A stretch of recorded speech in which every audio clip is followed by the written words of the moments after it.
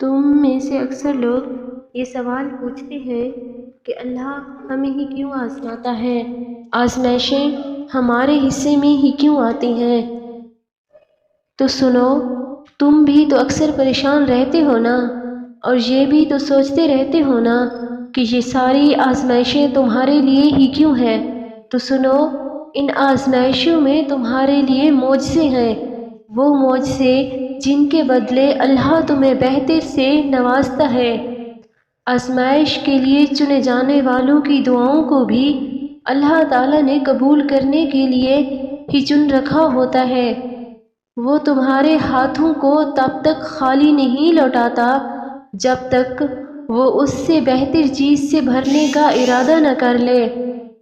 تو جب بھی اداس ہونے لگو، خود کو یہ یاد دلا دیا کرو کہ جس نے مشکل دی ہے اس نے مدد کا وعدہ بھی کر رکھا ہے، اور وہ آزماتا ہے اس چیز سے جو تمہیں بہت پیاری ہوتی ہے، تاکہ اس چیز کے ملنے کی تڑپ تمہیں اللہ تعالیٰ سے ملوا دے۔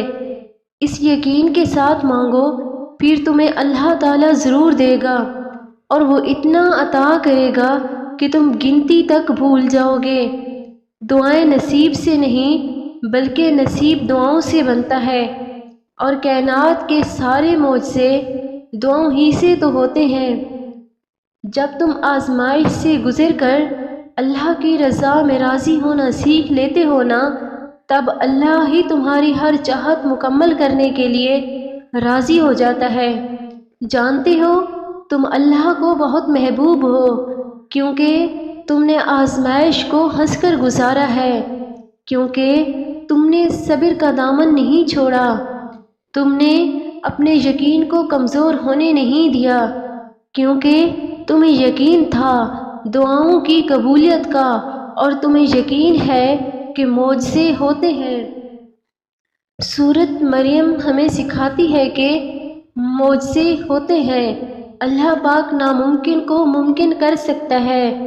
تو پریشانی، تیرا درد اور تیری تکلیف اللہ کے سامنے کچھ بھی نہیں، بس بات یقین اور صبر کی ہے۔ جیسا کہ سورہ مریم میں آتا ہے، اور اے میرے رب، میں تجھ سے مانگ کر کبھی محروم نہیں رہا۔ ہم انسان بہت جلد باز ہوتے ہیں، ہمیں ہر چیز جلدی چاہیے ہوتی ہے۔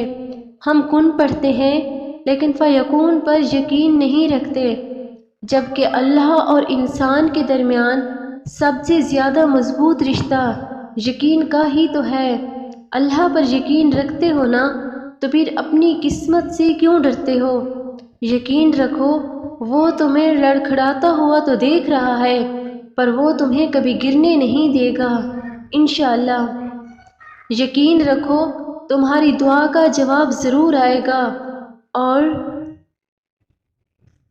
اب کی بار تم نے ایک بادشاہ سے مانگا ہے جس کے لیے کچھ بھی ناممکن نہیں۔ آپ کی خواہش کتنی ہی بڑی کیوں نہ ہو، آپ کا مسئلہ کتنا ہی بڑا کیوں نہ ہو، اس رب کے لیے صرف کن فیکن کی بات ہے۔ کیوں پریشان ہوتے ہو؟ کوئی تمہارے ساتھ اگل غلط کر کے خوش ہے؟ تو سنو، میرے اللہ کا قرآن خود کہہ رہا ہے، اور تیرا رب بھولنے والا نہیں۔ پتہ ہے تمہاری زندگی مشکل کب ہوتی ہے؟ جب تم اللہ کے مقرر کیے گئے وقت پر